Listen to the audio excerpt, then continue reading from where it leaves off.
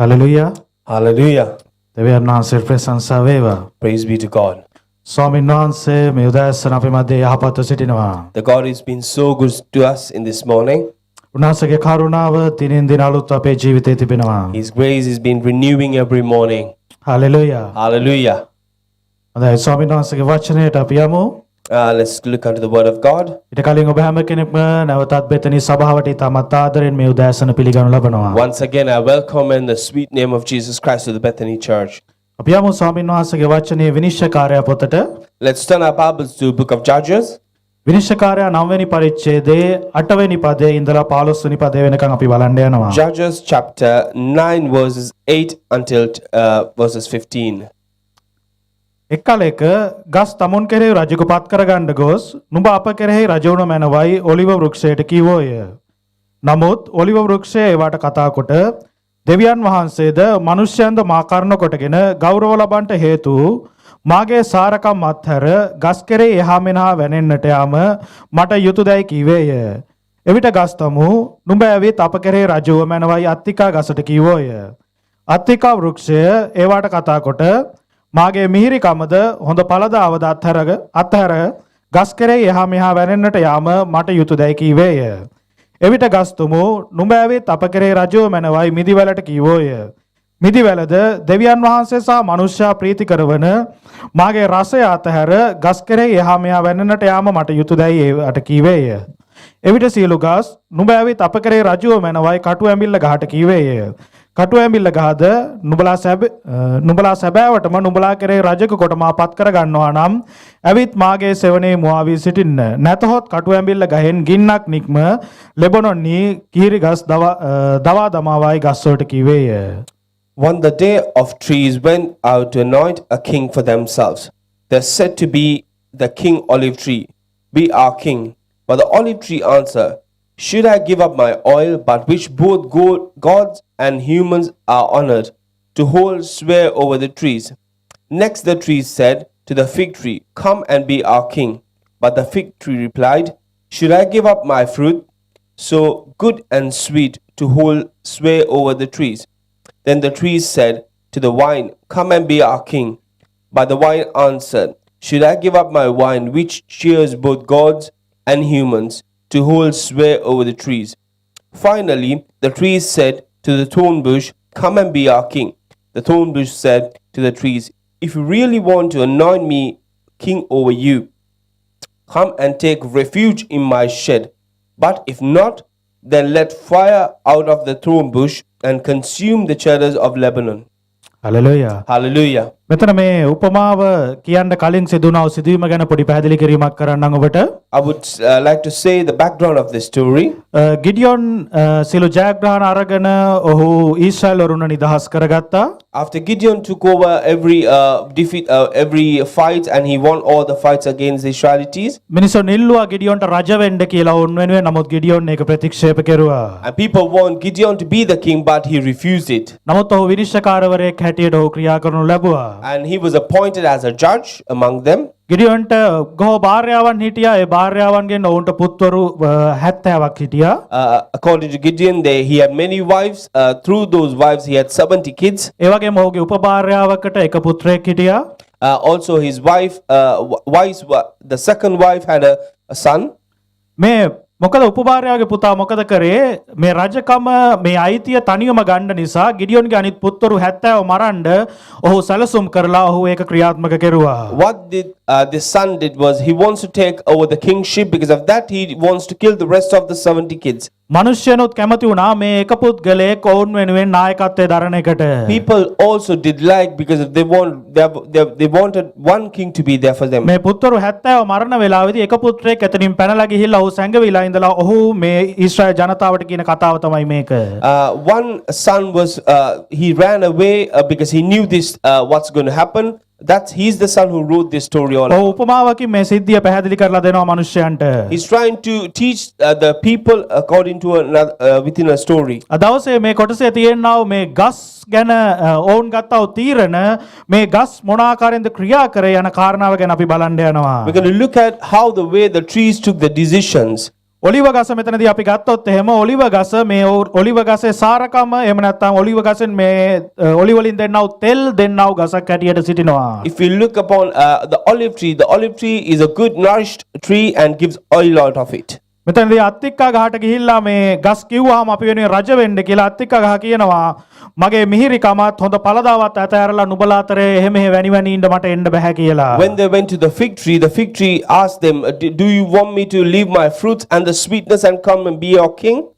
ඒ වගේ මිදිවලට ගිහිල්ලා කිව්වා මිදිවල කියනවා මගේ රසය දෙවියන් වහන්සේ මනුෂ්‍යයන් ප්‍රීති වෙන මේ රසය අතහැරලා දාලා නුඹලා අතරේ එහෙම වැනි වැනි ඉන්න මට එන්න බෑ කියලා. And they went to the wine tree and the wine said, should I give up my wine which cheers both gods and human?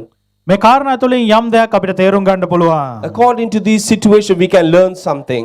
දෙවියන් වහන්සේ මේ ගස් නිර්මාණය කරාව මේ ගස් තනුවව කාර්යය මොකක්ද ඔවුන්ගෙන් වෙන්න ඕන කියන දේ මේ ගස් දැනගෙන හිටියා. The trees knew for what purpose did God has made them. ඒ ගස් තේරුම් අරගෙන හිටියා වුන් කිව්වා මගෙන් මේ කාර්යය දෙවියන් වහන්සේට සිද්ධ වෙනවා ඒකෙන් දෙවියන් වහන්සේ සතුටු වෙනවා මට අවශ්‍ය නැහැ නුඹලව සතුටු කර කර එහෙම වැනි වැනි ඉන්න. The trees knew for what purpose that God created them. That's what they refused. I do need to please what God has wanted to do, not what you all want to do. මේ උදෑසන ඔබ කල්පනා කරලා බලන්න ඔබේ සිතෙන් අහලා බලන්න දෙවියන් වහන්සේ ඔබව නිර්මාණය කරව හේතුව ඔබ දන්නවද කියන එක. This morning just ask from yourself, do you know the reason why God has created you all? ඔබ දන්නවද ක්‍රිස්තුස් වහන්සේ දෙවියන් වහන්සේ ඇයි නුඹව නිර්මාණය කරේ කියන එක? Do you all know why the Christ has created you? ඔබ කිසි කෙනෙක් නිකම්ම ඇවිල්ලා දෙවියන් වහන්සේ පිළි අරගෙන නැහැ. You didn't come just because of you want to come to Christ. You didn't come as it is. ඔබ කිසි කෙනෙක් අද දවසේ නිකම්ම ඇවිල්ලා ඔය ස්ථානයේ ඉඳගෙන මේ දේශනාව අහගෙන මේ දේමයට සහභාගී වෙලා නැහැ. Without a purpose, no one is there seated. දෙවියන් වහන්සේ ඔබ නිර්මාණය කරලා තියෙන දෙවියන් වහන්සේ ඔබ තෝරගෙන තියෙන යම්කිසි අරමුණක් වෙනුවෙනුයි. God has chosen you. God has called you for a purpose. ස්වාමීන් වහන්සේ බලාපොරොත්තු වෙනවා උන්වහන්සේ ඔබ තෝරගත්තා වරමුණ ඔබේ ජීවිතය ඔබ ඉෂ්ට කරන එක. God wants you all to act upon the calling and the plan that God has kept in your life. Yohan 15 වෙනි පරිච්ඡේදයේ 16 වෙනි පදේ අපි බැලුවොත් John chapter 15 verses 6 says, Yohan 15:16 කියනවා John chapter 15 verses 16 says, නුඹලා මා තෝරාගත්තා නොව මම නුඹලාව තෝරාගෙන පත් කළමි. you did not choose me, but I chose you. කවුද අපිව තෝරගත්තේ? Who has chosen us? අපි දෙවියන් වහන්සේව තෝරගෙන දෙවියන් වහන්සේව හොයාගෙන ආවද අපි? Did we look for God and we seek for God? අපිව තෝරගත්තේ දෙවියන් වහන්සේ. The God has chosen us. අපිව තෝරගත්තේ උන්වහන්සේයි. The God has chosen us. එහෙනම් උන්වහන්සේට යම්කිසි කාරණයක් අපේ ජීවිතෙන් වෙන්න තියෙනවා. That means there is a particular plan that needs to take place in our life. උන්වහන්සේට ඔබවත් මාවත් වැදගත් නිසා තමයි උන්වහන්සේ ඔබවත් මාවත් තෝරගත්තේ. Because you and me, it's very important for God. That's what He has selected us. මෙච්චර මිනිස්සු ප්‍රමාණයක් එළියේ ඉන්නකොට මෙච්චර මිනිස්සු ප්‍රමාණයක් විනාශ වෙලා යනකොට මෙවන මිනිස්සු ප්‍රමාණයක් පාපේ අපරාධේ ජීවත් වෙනකොට ඒ මැද්දෙන් ඔබවත් මාවත් උන්වහන්සේ තෝරලා ගන්න ප්‍රධාන හේතුව ඇයි? උන්වහන්සේට යම්කිසි කාරණාවක් තියෙනවා ඔබෙනුයි මගෙනුයි ජීවිතයෙන් සිද්ධ වෙන්න අවශ්‍ය. Because there are plenty of people in the world who's there on the sin, they're doing sin. Why God has selected you and me? Because there is a specific plan that need to take place in our lives. දෙවියන් වහන්සේ බලාපොරොත්තු වෙනවා ඒ කාරණාව ඔබවත් මාවත් නිර්මාණය කළා වූ ඒ කාරණාව ඔබෙත් මගේ ජීවිතෙන් උන්වහන්සේට සිද්ධ වෙන දේ. God wants that plan to execute in our lives according to the way He wants. මනුෂ්‍යයන්ව සතුටු කරන්න එහෙම නැත්නම් තමන්ට තැනක් ලබා ගන්න තමන්ට උසස් වීමක් ලබා ගන්න තමා ඉහළට යන්න ඕන කියලා දෙවියන් වහන්සේගේ කැමැත්ත නැතුව අපේ ආශාවන් ඉෂ්ට කරමින් එහෙම වැනි වැනි ඉන්න එකට මේ දෙවියන් වහන්සේ බලාපොරොත්තු වෙන්නේ. God does not want to go here and there and do according to please men, but God wants to please Him. මෙතනදී ගස් තේරුම් ගත්ත ගස් වලට කිව්වම එන්න අපි කරේ රජ කරන්න කියලා මේ ගස් තුන අපි උදාහරණයට අරගෙන බැලුවොත් මේ ගස් තුන කියනවා දෙවියන් වහන්සේ වෙනුවෙන් අපි යම් දෙයක් කරනවා මේ කරන දේ තුල දෙවියන් වහන්සේ සතුටු වෙනවා අපිට නිකන් ඒක අතෑරලා දාලා ඔබ මැද්දේ ඇවිල්ලා එහෙට මෙහෙට වැනි වැනි ඉන්න බෑ. If you look at this parable, these three trees knew what the reason they've been made for. That's what they're saying. When can you be our king? They replied, we know what God has asked us and what God has created for us. On කියන්නේ අපිට දෙවියන් වහන්සේ යම් කාර්ය කාර්යයක් දීලා තියෙනවා. ඒකට තමයි දෙවියන් වහන්සේ අපිව නිර්මාණය කරලා තියෙන්නේ. ඒ කාර්ය අපේ ජීවිතෙන් ඉෂ්ට වෙන්න අවශ්‍යයි කියන එක. They did knew when God has created us for with a specific purpose that needs to take place in our lives. ඔබගේ ජීවිතේ දෙවියන් වහන්සේ ඔබව නිර්මාණය කරලා තියෙන කාර්ය ඔබේ ජීවිතේ ඉෂ්ට වෙනවද? Is what God has is the God's plan is taking place in your life. ඔබ කල්පනා කරලා බලලා තියෙනවද ස්වාමීන් වහන්සේ ඇයි මාව නිර්මාණය කරේ? ඇයි මාව තෝරගත්තේ කියන එක? Have you ever thought why God has created me? Why God has called me? අපි හිතන්න හොඳ නැහැ. අපිට කිසිම දෙයක් කරන්න නැහැ. අපි ගිහිල්ලා දේව මේකට සහභාගී වෙලා එහෙම නැත්නම් දේව මේයක් බලලා යාඥා කරලා ඉන්න එක තමයි අපේ කාර්යය කියන එක. You should never think the only act I need to do is I need to participate for a service. I need to go be there and just need to pray. That's it. දෙවියන් වහන්සේ යම් කෙනෙක්ව උන්වහන්සේගේ රාජ්‍යයට තෝරගත්තා නම් If God has called some person to his kingdom, අනිවාර්යයෙන්ම උන්වහන්සේගේ රාජ්‍යයේ ගොඩනැගීමේ වැඩේ යම් කොටසකට ඔහු අවශ්‍ය නිසා තමයි උන්වහන්සේ උන්න තෝරගෙන he තියෙන්නේ. has called each and everyone to build the kingdom of God. දෙවියන් වහන්සේගේ රාජ්‍යය ගොඩනගන පිණිස අනිවාර්යයෙන්ම මේ හැම කෙනාම මේ වැඩේ කරන්න අවශ්‍යයි. Each and everyone needs to do their own work to build the kingdom of God. අපි උදාහරණයකට ගත්තොත් එහෙම යම් ක්‍රීඩාවක් If you take, for an example, a sport, මේ දවස්වල හැමෝම මේ ක්‍රිකට් බලන නිසා අපි ක්‍රිකට් ගමු උදාහරණයකට. if you look at cricket, because everyone's watching cricket these days, මේ තරගයේ යන වෙලාවේ while the game is going on, අපි හිතන්න එක කණ්ඩායමක් මේ කණ්ඩායම ගත්තොත් එහෙම මේ කණ්ඩායමේ ඉන්නවා පන්දු යවන කෙනෙක්, ඒ වගේම පන්දු රකින්න කෙනෙක්, in that team there is a bowler as well as the rest of the fielders. පන්දු රකින්න අය ඉන්නවා. මේ පන්දු රකින්න අයගෙත් යම් ස්ථානවල ඔවුන් පිහිටවලා තියෙනවා. The fielders are set up in specific areas in specific in the ground. මේ විකට් කීපර් කෙනෙක් ඉන්නවා. There's a wicket keeper. මේ වගේ මිඩ් ඕන් කලාපේ එහෙම නැත්නම් ෂෝට් මිඩ් විකට් මේ වගේ යම් ස්ථාන තියෙනවා. මේ ස්ථානවල එක එක්කෙනාව උන් පිහිටවලා තියෙනවා. There are positions which the players, the fielders would be, some will be on the mid on, someone will be on the silly mid on. පන්දු යවන කෙනාට යම්කිසි කාර්යයක් තියෙනවා ඉෂ්ට කරන්න. Also the bowler has another duty to be done. ඒ වගේම මේ විකට් කීපර් ඉන්නවා. එයාට යම්කිසි කාර්යයක් තියෙනවා විශේෂ කාර්යයක් එතන ඉෂ්ට කරන්න. Also the wicket keeper has a very important thing to be done.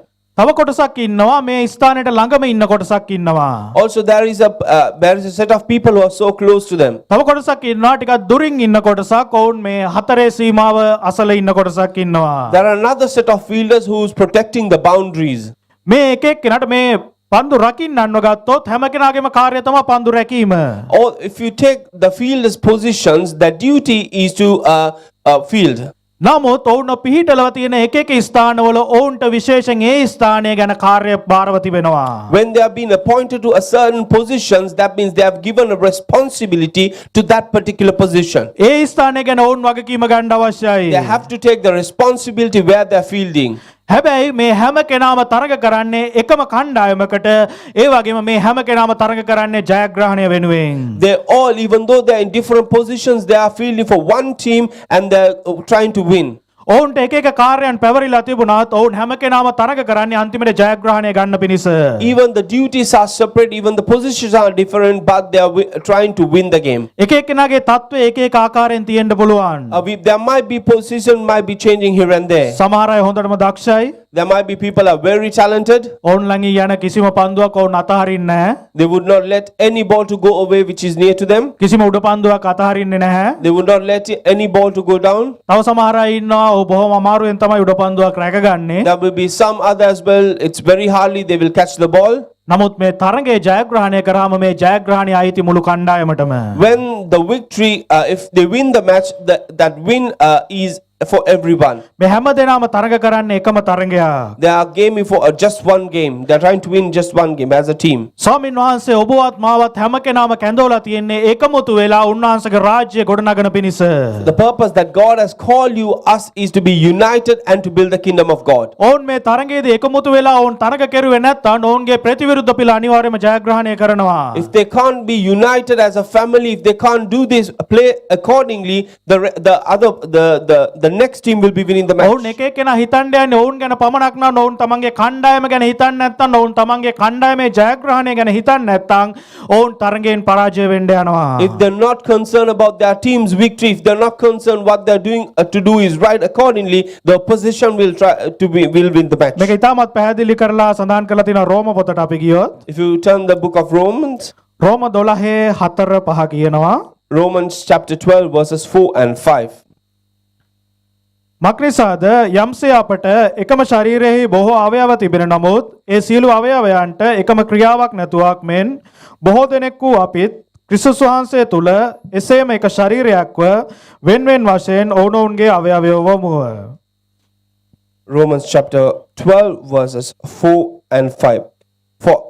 For just as each of us has one body with many members, and those members do not all have the same function, so in Christ we though may from one body, and each member belongs to all others.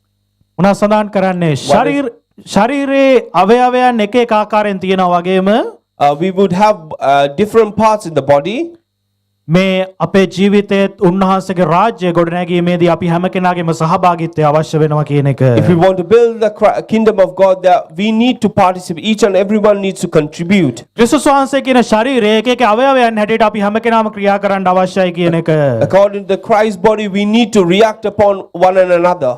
එක එක අවයවයන් වලට අදාළව එක එක කාර්යයන් නියම වෙලා තිබෙනවා. According to the body parts, there are functions that needs to take place. ඒ අදාළ කාර්යය ඒ අවයවයන් විසින් ඉෂ්ට කරන්න අවශ්‍යයි. The functions need to be take place from those parts. මේක අවයවයක් හරියට වැඩ කරන්නේ නැති ගියොත් ශරීරයේ බොහෝ කාර්යයන් වලට ඒක බාධාවක් වෙන්න යනවා. If just one body part does not work accordingly, it will be a problem for the whole function. ඒ නිසා මේ ශරීරය හරියාකාරව ගමන් කරන්න මේ ශරීරය හරියාකාරව යන්න නම් මේ ශරීරය නිවැරදිව ක්‍රියා කරන්න නම් මේ හැම අවයවයක්ම හරියට ඒකේ කාර්ය ඉෂ්ට කරන්න අවශ්‍යයි. If the body needs to function accordingly, each part should be together and united and function together. මේ ක්‍රිස්තුස් වහන්සේගේ ශරීරයේ එක එක අවයවයන් හැටියට උන්වහන්සේ ඔබවත් මාවත් කැඳවලා තියෙනවා. According to Christ, you and me have been called as body parts. උන්වහන්සේගේ ශරීරයේ එක එක කොටස් හැටියට තමයි උන්වහන්සේ ඔබවත් මාවත් කැඳවලා තියෙන්නේ. In Christ's body, you and me have been called as parts of body. ඉතින් අනිවාර්යයෙන්ම අපිට කරන්න යම්කිසි කාර්යයක් මේ ශරීරය තුල තිබෙනවා. Each of us belongs to do certain things. අපි කාටවත් කියන්න බෑ අපිට කිසිම දෙයක් කරන්න නැහැ කියන එක. We all cannot say we cannot do things. අපේ ශරීරයේ හැම අවයවයකටම කාර්යයක් නියම වෙලා තියෙනවා. Our body parts to function accordingly. එහෙනම් උන්වහන්සේගේ රාජ්‍ය ගොඩනැගීම පිණිස උන්වහන්සේ ඔබවත් මාවත් තෝරගෙන තියෙන්නේ අනිවාර්යයෙන්ම ඔබත් මාත් ඒ ශරීරයේ කොටස්කාරයන් හැටියට ඒ ශරීරයේ අවයවයන් හැටියට යම්කිසි කාර්යයක් ඒ ශරීරය වෙනුවෙන් ඉෂ්ට කරන පිණිසයි. As you have been called to build the kingdom of God, so we as a body parts we need to function accordingly. එක කොරින්ති පොතේ අපි බැලුවොත් එහෙම මේක පැහැදිලිව සඳහන් කරලා තියෙනවා 12 වෙනි පරිච්ඡේදයේ. If you go back to 1 Corinthians chapter 12, අපි 12 වෙනි පරිච්ඡේදයේ මුල හරිය බැලුවොත් එහෙම 12 වෙනි පදයේ ඉඳලා එතන පැහැදිලි කරලා තියෙනවා යම්කිසි කාරණාවක් අත කියනවා නම් මම අත නෙමෙයි ඒ නිසා මේක වෙන්න බෑ කියලා මේ මට යම් දෙයක් කරන්න බෑ කියලා ඒක ඒ විදිහට වෙන්න බෑ කියන එක. if you go and look 1 Corinthians chapter 12 from verses 12, it says, if the hand says I'm not the hand, I can't do this, it cannot function like that. එහෙම නැත්නම් කන කියනවා නම් මට ඇහැ වෙන්න ඕන මට ඇහි කාර්ය කරන්න ඕන කියලා ඒ දේ හරියට කරන්න බෑ කියන එක. If the ear starts to say I want to be an eye, I need to function as eye, it can't be happening like that. එහෙම නැත්නම් කියනවා නම් අර අවයවය තමයි වැඩිපුර වැඩ කරන්නේ මට එච්චර ලොකු වැඩක් කරන්න නෑ ඒ නිසා මම මොකොත් කරන්න බෑ කියලා පැත්තකට වෙලා ඉන්නවා නම් එක අවයවයක් ඒ ශරීරය හරියට ගමන් කරන්න බෑ කියන එක. If one body part says he's doing so much of activities, because of that I can't do this, it can't work accordingly. එතනදී පැහැදිලි කරලා කියනවා හැම කෙනාම තමන්ගේ කාර්යය කෙරුවොත් තමයි මේ ශරීරයට ඉදිරියට ගමන් කරන්න පුළුවන් What කියන does it කාරණාව. says is, if everything function accordingly, only the body start to act. ඒකම 12 වෙනි පරිච්ඡේදයේ 23 ඉඳලා 25 වෙනකන් අපි කියවුවොත් Chapter 12 verses 23 to 25, it says, ශරීරයේ වඩා නම්බු රහිතයයි අපි සිතන කොටස් වලට වඩා නම්බු දෙමුව. මෙසේ අපගේ අශෝභන වූ කොටස් වලට වඩා ශෝභනකම ලැබේ. නමුත් අපගේ ශෝභන වූ කොටස් වලට එසේ වුණා නැත. නමුත් ශරීරයේ කිසි ભેදයක් නොව අවයව එකිනෙක ගැන එකාකාර සලකන පිණිස දෙවියන් වහන්සේ අඩුකම් ඇති කොටසට වඩා නම්බු දී ශරීරය සංයෝජනය කළසේක. verses 23 to 24, it says, and the parts that we think are less honorable, we treat with special honor. And the parts that are unpresentable are treated with special modesty. While our presentable parts need no special treatment, but God has put the body together, giving great honor to the parts that lack it. මොනා සඳහන් කරන්නේ මෙතනදී? What does it says there? අපිට කියන්න බෑ මේ සේවය විශාල සේවයක් මේ සේවය කුඩා සේවයක් මේක වැදගත් සේවයක් මේක වැදගත් නැති සේවයක් කියන එක. We cannot say this ministry is a big one, this is a small one, this is not honorable. උන්වහන්සේගේ ශරීරය තුල මේ හැම කොටසකටම අවශ්‍යතාවය ලැබෙන පිණිස මේ හැම කොටසකටම ඒ නම්බුව ලැබෙන පිණිස උන්වහන්සේ ඒක හැම එකක්ම සමාන ආකාරයෙන් සලකලා තියෙනවා. God has given the same place to each and everyone, that everyone should get an honorable place on his body. උන්වහන්සේගේ ශරීරය තුල වැදගත් කියලා පිළිගන්න අවයව වෙන්න පුළුවන්. සමහර අවයව වැදගත් කියලා පිළිගන්නේ නැති අවයව වෙන්න පුළුවන්. නමුත් ඒ දේවල් වලට උන්වහන්සේ වැඩි තැනක් දීලා තියෙනවා. මොකද මේ ශරීරයේ හැමදේම සමාන ආකාරයෙන් සලකන්න අවශ්‍ය නිසා. There will be parts which is honorable, there will be parts which is unpresentable, but God has given an equal opportunity to each and everyone to do functioning accordingly. එහෙනම් අපිට කියන්න බෑ කවදාවත් මම කරන කාර්යය ඉතා කුඩා දෙයක් ඒක වැදගත් නැති දෙයක් කියලා. Never we can say my work, my ministry is unpresentable or something unhonored. එහෙම නැත්නම් අපිට කියන්න බෑ මම විශාල සේවයක් කරනවා මම කරන සේවය විශාල ලොකු දෙයක් ඒක ඉතාමත් වැදගත් දෙයක් ලොකු සේවාවක් තමයි මම කරන්නේ කියලා. Or else we cannot say I'm doing an honorable ministry, I'm doing a big ministry. We cannot say like that. ඔබ දෙවියන් වහන්සේ ඉදිරියේ කුඩා දෙයක් කරත් විශාල දෙයක් කරත් දෙවියන් වහන්සේ ඔබව කැඳවපු කාර්යය නම් ඔබ ඉෂ්ට කරන්නේ අනිවාර්යයෙන්ම දෙවියන් වහන්සේ ඉදිරියේ එක විශාල දෙයක්. It doesn't matter big or small what you do, but in front of our eyes, if what God has called you, if you're doing accordingly, it's a mighty thing in front of the eyes of God. වැදගත්ම කාර්යය වන්නේ ඔබ කරන්නේ කුඩා දෙයක්ද විශාල දෙයක්ද කියන එක නෙමෙයි. වැදගත්ම කාර්යය වන්නේ දෙවියන් වහන්සේ ඔබව කැඳවපු කාර්යය ඔබ ඉෂ්ට කරනවාද කියන It එකයි. doesn't matter it is big or small, it's not the specific thing, but the specific thing is, are you doing the right thing what God has called you? ස්වාමීන් වහන්සේ බලන්නේ ඔබ කරන දේ කොච්චර පහත් විදියට මිනිස්සු සලකනවද ඔබ කරන දේ කොච්චර උසස් විදියට මිනිස්සු සලකනවද කියන දේ. God is not looking at people and saying, okay, this is an unpresentable thing or this is an honorable thing. ස්වාමීන් වහන්සේ බලන්නේ ඔබ කරන දේ කොච්චර අවංකව දෙවියන් වහන්සේ ඔබට බාර දුන්න කාර්යය උන්වහන්සේ ඉදිරියේ ඔබ ඉෂ්ට කරනවද කියන What කාරණාවයි. God looked is, are you doing the thing that God has given into your hand? අපිට කියන්න බෑ ඒ නිසා අපේ කාර්යය ඉතා පොඩි එහෙම නැත්නම් අපේ කාර්යය ඉතා ලොකු කාර්යයක් කියන දේ. Because of that we cannot say this is a small thing or this is a big thing. ස්වාමීන් වහන්සේ ඉදිරියේ මේ හැමදේම එක සමානයි. In front of the eyes of God, everything is මේ equal. හැමදේම උන්වහන්සේගේ රාජ්‍යය ගොඩනගන්නයි කරන්නේ. Everything which God has given us is to build the kingdom of God. උන්වහන්සේ මේ හැමදේටම එක සමාන ප්‍රමාණයකට තමයි උන්වහන්සේ සලකන්නේ. God has given an equal opportunity to everyone. එබැවින් අපි කල්පනා කරන්න අවශ්‍යයි ස්වාමීන් වහන්සේ ඇයි මාව කැඳෙව්වේ මම ඒ කාරණාව ඉෂ්ට කරනවාද කියලා. So we need to think a moment, am I doing what God has called me? එක කොරින්ති 12 වෙනි පරිච්ඡේදයේ 11 වෙනි පදයේ කියනවා. 1 Corinthians chapter 12 verses 11 says, නමුත් ඒ එකම ආත්මයන් වහන්සේ තමන් කැමති ලෙස එකිනෙකාට වෙන වෙනම බෙදා දෙමින් මේ සියල්ල කරවනසේක. all these are the work of one and the same Spirit, and He distributes them to each one just as He determines. කවුද මේක එක එක්කෙනාට අවශ්‍ය ප්‍රමාණයට අවශ්‍ය විදියට බෙදලා දීලා තියෙන්නේ? Who has distributed these things? පාස්ටර්ද දෙන්නේ? Is it the pastor has distributed it? ශුද්ධාත්මයන් වහන්සේ තමයි ඔබට අවශ්‍ය කාරණා ඔබට අවශ්‍ය දීමනා ඔබට දීලා ඔබ ඒ තැන පිහිටවන්නේ. It is the Spirit of God who has distributes everything to you. උන්වහන්සේ දන්නවා ඔබේ ප්‍රමාණය කොපමණද කියලා. God knows what's the capacity of you all. ඒ ප්‍රමාණයට ඔබට දීලා ඔබ ඒ ස්ථානයේ උන්වහන්සේ පිහිටවනවා. According to it, God distributes to you and He keeps you in the right place. දෙවියන් වහන්සේගේ වචනේ කියන ආකාරයට ඔබ කුඩා දේ ගැන විශ්වාසවන්ත වෙනවා නම් මහත් වූ දෙයක් දෙවියන් වහන්සේ ඔබේ අතට දවසක දෙන්නේයි. The word of God does says, be faithful in the small thing which God has given into your hand.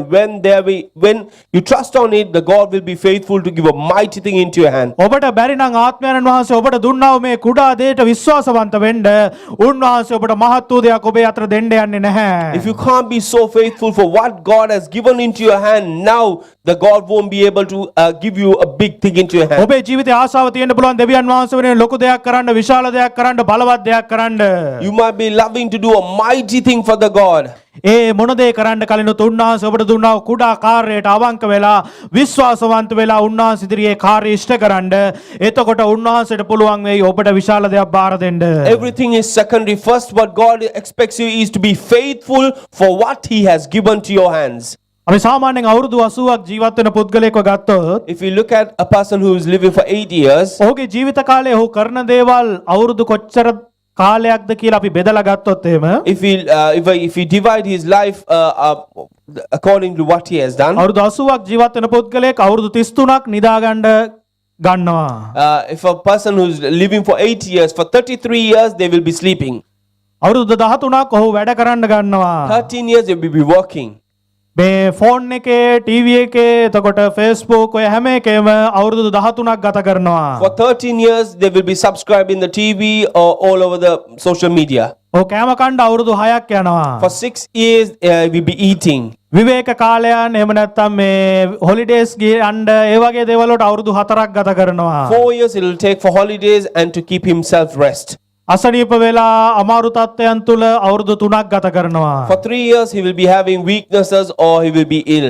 ඔය ඇඳුම් අඳින්න අවුරුදු 2ක් යනවා. 2 years it will take to put his clothes on. ඒ වගේම අනිකුත් කාරණා සමහර විට ළමයින්ගේ වෙන්න පුළුවන් අතිරේක කාරණා අනිත් අයට උදව් කරන දේවල් මේ වගේ යම්කිසි කාරණා වලට අවුරුදු 4ක් ගන්නවා. Etc. He wants to help others or else about kids work. It takes 4 years. 78ක් ඉවරයි. 78 is gone. අවුරුදු 2ක් තමයි දෙවියන් වහන්සේගේ වැඩ කරන්නේ. For 2 years only they will be working for God. අවුරුදු 80ක් ජීවත් වෙන මිනිස්සෙක් දෙවියන් වහන්සේගේ කාර්ය කරනවා නම් අවුරුදු 2යි කරන්නේ. If a person is living for 8 years, only 2 years they will be working for the kingdom of God. මේ කාලේ උන්වහන්සේ අපිට දුන්න කැඳවීම මොකක්ද කියලා හරියට තේරුම් අරගෙන උන්වහන්සේ වෙනුවෙන් මේ කාර්ය ඉෂ්ට කරන එකයි වැදගත් වෙන්නේ. The most important thing we need to know what God has called us, and we do need to act upon it. සාමාන්‍ය මිනිස්සෙක් අවුරුදු 80ක් සාමාන්‍ය මිනිස්සෙක් ජීවත් වෙන්නේ දවස් වලින් බැලුවොත් දවස් 30000ක් විතර. If we look at a person for how long they're living according to the days, it will be about 30,000. ඔබ දැනටමත් අවුරුදු 30ක් විතර ජීවත් වෙලා ඉවරයි නම් ඔබේ වයස අවුරුදු 30ක් නම් තව දවස් 18000ක් තමයි ඔබට ජීවත් වෙන්න තියෙන්නේ. If your age is 30 years old, only another 18,000 days left for you. ඔබේ ජීවිතේ ගණන් හදලා බලන්න ඔබේ වයසේ දැන් ඉන්න වයසේ ඉඳලා අවුරුදු 80 වෙනකන් තව අවුරුදු කීයක් තියෙනවද කියලා ඒක 365න් වැඩි කරලා බලන්න තව දවස් කීයක්ද ඔබට ජීවත් වෙන්න තියෙන්නේ කියලා. Just minus your age and multiply into 365 and see how many days left on your life. මේ ගස් කිව්වා වගේ අපිට දැන් එහෙම වැනි වැනි ඉන්න කාලයක් නැහැ. As the tree told, we cannot be going here and there. මිනිස්යන්ව සතුටු කර කර එහෙම වැනි වැනි එහෙම ගමන් කර කර ඉන්න කාලයක් අපිට නැහැ. We don't have time to please men and go here and there. ස්වාමින් වහන්සේ ඔබවත් මාවත් නිර්මාණය කරපු කාර්ය අපිව කැඳවපු කාර්ය තේරුම් අරගෙන ස්වාමින් වහන්සේ ඉදිරියේ මේ කාර්ය ඉෂ්ට කරන එකයි වැදගත් වෙන්නේ දැන් අපේ ජීවිතේ. We need to know the purpose of our Creator, and we need to act upon for what He has called us and planned for us. ඔබටත් මටත් කාලයක් නැහැ නිකන් අනවශ්‍ය ලෙස කාලය වැය කරගෙන එහෙම දුව දුව ඉන්න. You and me, there is no time to waste to go here and there. දැන් ඇති ඔබෙත් මගෙත් කාලේ අනිත් අයව බලාපොරොත්තු වෙලා අනිත් දේවල් බලාපොරොත්තු වෙලා හැමදාම ඉඳගෙන ඉඳලා යන කෙනෙක් හැටියට හිටපු කාලේ ඇති දැන්. This is more than enough. You and me, we wasted our time looking for some person and to waste our time with doing anything. ඔබ තවත් කල්පනා කර කර ඉන්නවා නම් මේ ආකාරයෙන් ඉන්න ඕන කියලා දෙවියන් වහන්සේ ඔබ කැඳවපු කැඳවීම ඔබ අතහැරලා දාලා උන්වහන්සේගේ කැඳවීම ඔබ ඉෂ්ට කරන්නේ නැති මිනිසෙක් හැටියට පත් වෙන්න යනවා. If you are trying to think more and will do it later, but the thing is you're wasting the time and you're wasting the plan of God. දැන් ඔබට කාලේ හරි නැගිටලා උන්වහන්සේගේ කැඳවීම තේරුම් අරගෙන උන්වහන්සේගේ රාජ්‍ය ගොඩනගන වැඩේ කරන පිණිස. The time has come. You need to rise up and do according to what as God has called upon your life. දැන් කාලේ හරි ඔබට නැගිටලා ඉවරලා එකමුතු වෙලා දෙවියන් වහන්සේගේ රාජ්‍ය ගොඩනගන්න එක කණ්ඩායමක් හැටියට දෙවියන් වහන්සේ ඉදිරියේ වැඩ කරන්න දැන් කාලේ හරි. The time has come to unite yourself and to build the kingdom of God. ඔබට ලොකු කාලයක් නැහැ අපේ ජීවිතේ ගත කරන්න. There is no more time left for us. ඒ උන්වහන්සේ දීලා තියෙන කාලයෙන් උන්වහන්සේගේ කැඳවීම මොකක්ද කියලා තේරුම් අරගෙන උන්වහන්සේගේ රාජ්‍ය ගොඩනගන්න අපි වැඩ කරන්න අවශ්‍යයි. When God has given us an opportunity, we need to grab that, and we need to work according to what He has planned for us. යෙසායා 64:8 කියනවා. Isaiah chapter 64 verses 8 says, ඉතින් ස්වාමින් වහන්සේ ඔබ අපේ පියානෝය අපි මැටිය ඔබ අපේ කුම්භකාරයයි අපි සියල්ල ඔබගේ අතේ කර්මාන්තය. Yet you, Lord, our Father, we are the clay, you are the potter, we are the work of your hand. මේ කුම්භකාරයා යම්කිසි භාජනයක් නිර්මාණය කරනකොට ඔහු නිකම්ම ඔහේ භාජනය නිර්මාණය කරන්නේ නැහැ. The potter does not create a thing with just because the way he wants. ඔහු තුල අදහසක් තියෙනවා මොකද්ද ඔහු නිර්මාණය කරන්න කියන එක. He has a thought, he has a design on him. උන්වහන්සේ අපේ කුම්භකාරයා. He is our potter, our God is our potter. අපි මැටි උන්වහන්සේ අපි වරගෙන භාජනයක් නිර්මාණය කරනවා. We are the clay and we are going to be his outcome. එහෙනම් ඔබ එක එක්කෙනාව අපි එක එක්කෙනා උන්වහන්සේ නිර්මාණය කරන වෙලාවේ උන්වහන්සේ තුල අදහසක් තියෙනවා මම මොකද්ද නිර්මාණය කරන්න කියන එක.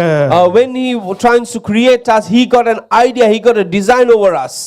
දෙවියන් වහන්සේ වළඳක් නිර්මාණය කරා නම් If he wants to create a pot, ඒක පාවිච්චි කරන්නේ කුස්සිය උයන්න මිසක් සාලේ ගෙනල්ලා තියලා ඒකට මල් දාලා ලස්සනට තියන්නේ ඒ වළඳ පාවිච්චි කරන්නේ නැහැ. he wants to use that pot in the kitchen, not to bring it into a lobby, into a hall and to keep as a flower pot. මේ මල් පෝච්චියක් නිර්මාණය කරා නම් If it's a flower pot, ඒක ලස්සනට සාලේ තියලා මල් දාලා තියන්න පාවිච්චි කරනවා. නමුත් ඒක කුස්සිය ගෙනilla උයන්න පාවිච්චි කරන්නේ නැහැ. a flower pot will keep on the main hall, not on the kitchen, not in the kitchen. හැබැයි මේ භාජන දෙකම වැදගත් කාර්යයන් දෙකක් කරනවා. But these two different pots does two different things. මල් පෝච්චිය දකින මිනිස්සු ලස්සනයි මල් පෝච්චිය ලස්සනයි මේකේ දාලා තියෙන මල් ලස්සනයි කියලා කියන්න පුළුවන්. When the people see about the flower pot, they will say, okay, the pot is nice, the flowers are nice. හැබැයි මේකේ කෑම කන මිනිස්සු මේ භාජනය උයලා කවදාවත් මොන භාජනයේදී උවේ අහන්නේ මේ කෑම රසයි කියලා තමයි කියන්නේ. But the people would never say the pot which is in the kitchen, they would never say, okay, the pot is there. But what they say is the food is very nice and tasty. නමුත් මිනිස්යන්ට මේ කෑම රසට කන්න ඒක පිස ගන්න පිණිස මේ භාජනය අත්‍යවශ්‍යයි. So to people to eat that tasty and nicely, this pot is so useful. ඔබේ සේවය මිනිස්යන් දකින සේවයක් වෙන්න පුළුවන් මිනිස්යන් නොදකින සේවයක් වෙන්න පුළුවන්. Sometimes the ministry, what you do, people might see and people might not see. දෙවියන් වහන්සේ ඔබ නිර්මාණය කරලා තියෙන මේ කුමන සේවයක්කට සඳහා වෙන්න පුළුවන්. God has created you for any purpose, any plan, any ministry. නමුත් ඔබ කරන කොයි දේ වුණත් මේ වළඳ වුණත් මේ මල් පෝච්චි වුණත් මේ දෙකම දෙවියන් වහන්සේ ඉදිරියේ එක සමානයි. ස්වාමින් වහන්සේ මේ දෙකටම සලකන්නේ එකම ආකාරයටයි. It doesn't matter you might be the flower pot or else it might be the pot which is in the kitchen. Doesn't matter. In front of God, you will be so equal. මේ දෙකම නිර්මාණය වුණේ ස්වාමින් වහන්සේගේ හස්තේ. This has been created from the heavenly God's hand. මේ දෙකම නිර්මාණය කරනකොට ස්වාමින් වහන්සේ මේක තමයි මම නිර්මාණය කරන්නේ මේකෙන් මේ දේ තමයි මම බලාපොරොත්තු වෙන්නේ කියලා අදහසක් ඇතුව තමයි මේ දෙකම ස්වාමින් වහන්සේ නිර්මාණය කරුවේ. When he was creating this, he knew this is the outcome that I am going to get through from these two. ඉතින් ඒ නිසා උන්වහන්සේ අපිව නිර්මාණය කරපු කාර්යය තේරුම් අරගෙන අපේ ජීවිතයේ දේ ඉෂ්ට කරන්න අවශ්‍ය වෙනවා. So because of that, we need to know for what God has called us and we need to act upon the plan that which he has kept on our lives. අපි තේරුම් ගන්න අවශ්‍යයි ඇයි දෙවියන් වහන්සේ මාව නිර්මාණය කරුවේ. We need to know why God has created me and called me. දෙවියන් වහන්සේ මොනවාද මගේ ජීවිතයෙන් බලාපොරොත්තු වෙන්නේ. What is God is expecting from my life. මට ලොකු කාලයක් නැහැ. I don't have much time. මට ඉතා කුඩා කාලයයි තියෙන්නේ. A very small time left. ඒ නිසා ස්වාමින් වහන්සේ වෙනුවෙන් මම කරන්නා වූ කාර්යය මම ඉෂ්ට කරන්න අවශ්‍යයි කියලා අපි තේරුම් ගන්න අවශ්‍යයි. We need to know that we need to do what God has called in our lives. ස්වාමින් වහන්සේ මගේ ජීවිතයෙන් බලාපොරොත්තු වෙන දේ මගේ ජීවිතේ මම දෙවියන් වහන්සේට කරන්න අවශ්‍යයි කියන දේ අපි තේරුම් ගන්න ඕන. We need to know very well for what God has called us and we need to please for what God has called us. උන්වහන්සේ මොනවාද අපිට බාර දුන්න කාර්ය මම ඒක සම්පූර්ණ කරන්න අවශ්‍යයි කියන දේ අපි තේරුම් ගන්න අවශ්‍යයි. We need to be faithful for what the responsibilities which God has given into our hands. එනිසා අද ඉඳලා අපි ස්වාමින් වහන්සේ ඉදිරියේ කල්පනා කරමු. From today onwards, let's think a moment. ඔබ කල්පනා කරේ නැත්තම් මෙච්චර දවසක් ස්වාමින් වහන්සේ ඇයි මාව කැඳවලා තියෙන්නේ කියලා. If you have never thought for such a long time why God has called me, ඔබ කල්පනා කරලා බලන්න අද දවසේ. from today, just think about ඇයි ස්වාමින් වහන්සේ මාව කැඳෙව්වේ. why God has called me. ඇයි ස්වාමින් වහන්සේ මාවම කැඳෙව්වේ. Why God has called me. ඒ කාරණේ කල්පනා කරලා බලලා ස්වාමින් වහන්සේ ඔබව කැඳෙව්වා වේ කැඳවීම ඉෂ්ට කරන්න පටන් ගන්න. Think for a moment, pause for a moment and think about it and act upon it. 1 Yohan 2:17 කියනවා. 1 John chapter 2 verse 17 says, ලෝකයත් ලෝකේ තෘෂ්ණාවත් පහවන්නේ නමුත් දෙවියන් වහන්සේගේ කැමැත්ත කරන්නා සදා කාලයටම පවතින්නේ. the world and its desire pass away, but whoever does the will of God lives forever. දෙවියන් වහන්සේගේ කැමැත්ත කරන්නාට සදා කාල ජීවනයේ උරුමය තිබෙනවා. But whoever does the will of God, there will be the eternal life for him. Hallelujah. Hallelujah. ස්වාමින් වහන්සේගේ කැමැත්ත කරන්නාට සදා කාල ජීවනයේ උරුමය තිබෙනවා. Whoever does the will of God, there will be everlasting life in their life. කල්පනා කරලා බලන්න ස්වාමින් වහන්සේ ඇයි ඔබව නිර්මාණය කරේ කියන දේ. Just think, pause and think for a moment why God has created y'all. ඇයි ඔබ අද දවසේ ඉඳගෙන මේ වචනේ අහගෙන ඉන්නේ කියලා කල්පනා කරලා බලන්න. Just pause and think for a moment why you are seated and listening to this word. දෙවියන් වහන්සේට අවශ්‍යයි ඔබ නැගිටලා දෙවියන් වහන්සේ ඔබට දුන්න කාර්ය ඔබේ ජීවිතේ ඉෂ්ට කරන්න. Because God wants you to rise up and do act upon for what you have been called of. දෙවියන් වහන්සේට අවශ්‍ය වෙන්නේ දෙවියන් වහන්සේගේ රාජ්‍යය ගොඩනගන්න එක එක්කෙනාට බාර දුන්න කාර්ය එක එක්කෙනා හරියාකාරව අවංකව උන්වහන්සේ ඉදිරියේ ඉෂ්ට කරන එක. What God expects from us is to act upon for what He has called to grow His kingdom. එක පරණ ගීතිකාවක් තියෙනවා ගොඩක් පරණ ගීතිකාවක්. There's an old hymn. Kalvari කුරුසෙදී ලේ ගලමින් කියලා. There's a song which says, on the cross of Calvary, blood was flowing A out. ගීතිකාව එක කොටසක් තියෙනවා ඔබ උදෙසා මා දිවි පිදුවේ මා උදෙසා නුඹ කිමද කළේ. There's a verse of that song that say, I've given my life for you all. In return, what you have given to me. ක්‍රිස්තුස් වහන්සේ මේ උදෑසන අහන ඔබෙනුත් මගෙනුත්. The cries of God is asking from you all today, this morning. ඔබ උදෙසා මම දිවි ජීවිතය පූජා කෙරුවා. This morning, I've given my whole life for you all. මා උදෙසා ඔබ මොනවාද කරලා තියෙන්නේ? In return, what have you done for me? ඔබ බලාගෙන ඉන්නේ ඔබේ ජීවිතේ තත්ත්වයක් ලබා ගන්න තැනක් ලබා ගන්න ඔබේ ජීවිතේ උසස් කරගන්න එහෙම නැත්නම් මිනිස්යන්ගේ අපිට නම්බු ලැබෙන්න ඕන ගෞරවය ලැබෙන්න ඕන කියලා දෙවියන් වහන්සේ වෙනුවෙන් කරන්නද නැත්නම් උන්වහන්සේ ඔබට දුන්න කාර්යය ඔබේ ජීවිතේ ස්වාමින් වහන්සේ වෙනුවෙන් ඉෂ්ට කරන්නද? Are you all going to put your position up, or else if not, you want to build your life? Is that what you're expecting, or else are you expecting that I need to please and I need to surrender myself for what God has called me? සහෝදරයා සහෝදරිය My dear brothers and sisters, ස්වාමින් වහන්සේ ඔබවත් මාවත් කැඳවලා තියෙනවා. God has called you and me මනුෂ්‍යයන්ව සතුටු කරන්න නෙමෙයි. not to please man, ස්වාමින් වහන්සේගේ කැමැත්ත අපේ ජීවිතේ ඉෂ්ට කරන්න. but He wants to complete His will and His plan in our life. මනුෂ්‍යයන්ව සතුටු කරන කාරණයන් අපේ ජීවිතේ කර කර ඉන්න නෙමෙයි. He didn't call us to please man. අපි මේ ගස්වල කතාවේ අන්තිමට බැලුවා මේ කටු ඇඹිල්ල ගහ. If you look about the thorn bush on the parable, කටු ඇඹිල්ල ගහ දන්නේ ඇයි නිර්මාණය කරේ ආව මොකක්ද එකෙන් වෙන්න ඕන කියලා කිසිම දෙයක් දන්නේ නැතුව ඔහේ ඉන්න ගහක්. thorn bush, it doesn't know the purpose for what they've been created and why it has been placed over there. ඔන්න ඒක ගිහිල්ලා ඉවර වෙලා මේ ගස් රජ කරන්න කියලා පටන් ගත්තා. Then the thorn bush starts to king himself. ඒකේ මොනවාද සිද්ධ වුනේ අන්තිමේට කටු ඇඹිල්ල ගහටත් යහපතක් නැහැ අනිත් ගස් වලටත් යහපතක් නැහැ. There was no good for the thorn bush as well as the rest of the trees as well. මේ කටු ඇඹිල්ල ගහ වගේ ඔහේ කිසි දෙයක් දන්නේ නැති කෙනෙක් වගේ කිසිම දෙයක් තේරුමක් නැති කෙනෙක් වගේ ඉන්න එපා. As the thorn bush, do not live your life without a purpose.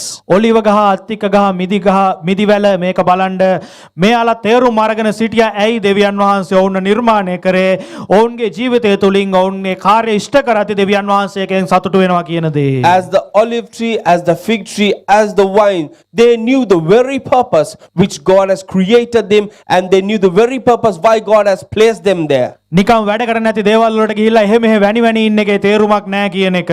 They knew very well not going to unwanted things and to be here and there. ඔවුන් තේරුම් ගත්ත වැදගත් වෙන්නේ ස්වාමින් වහන්සේ සතුටු වෙන කාරණේ මගේ ජීවිතේ ඉෂ්ට කරන එක කියන එක. They knew very well they want to please the God. That is the main thing that they wanted to do. අද දවසේ අපිත් ස්වාමින් වහන්සේ ඉදිරියේ බාර වෙමු. Also this morning, let's commit ourselves in the presence of the Lord.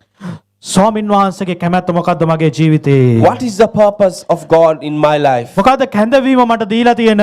What is the calling that God has given us?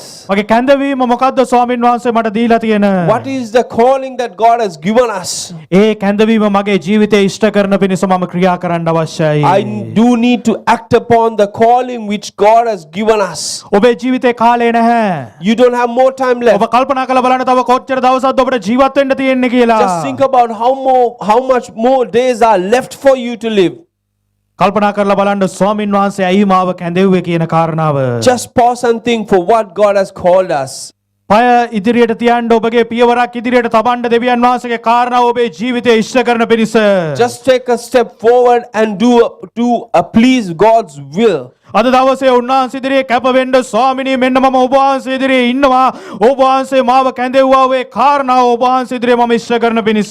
Here we go, put ourselves down and say, Lord, here I am. I surrender your feet. I need to please. I need to do upon your will and your plan, O Master. ස්වාමිනී මගේ කාරණාව නෙමෙයි මගේ කැමැත්ත නෙමෙයි මගේ අවශ්‍යතාවය නෙමෙයි මගේ දේවල් නෙමෙයි ස්වාමිනී. It's not my will. It's not my things. It's nothing to do with me, O Master. මම මගේ ජීවිතේ වැඩිම කාලයක් අරගෙන තියෙන්නේ මගේ ජීවිතේ මගේ අවශ්‍යතාවල් මගේ දේවල් මගේ කාරණාවල් සම්පූර්ණ කරගන්නයි ස්වාමිනේ. Most in my life, I've taken the time to please my own things, O Master. මගේ ජීවිතේ ඔබ වහන්සේට දෙන්නා වූ ඒ කුඩා කාලේ වුණත් ස්වාමිනේ කුඩා කාලේ හරි හරියාකාරව අවංකව නිවැරදි කාර්ය වෙනුවෙන් ඔබ වහන්සේට දෙන්න ඔබ වහන්සේ මට උපකාර කරන්න කියලා අපි ස්වාමීන් වහන්සේගෙන් ඉල්ලමු. Let's ask the God, even the small time which is left, I need to do accordingly to your plan. Hallelujah. මහිමය වේවා ස්වාමිනේ. Hallelujah. ප්‍රශංසා Glory to වේවා. your name, O hallelujah. Master. ගෞරව වේවා. අපි ආඥා කරමු Hallelujah. ස්වාමීන් Let's all- වහන්සේට ස්වාමිනේ ඔබ වහන්සේගේ කරුණාව දෙන්න කියලා ඉල්ලමු. Hallelujah. Let's all pray, Lord, give me the grace, O Master. Hallelujah. Hallelujah.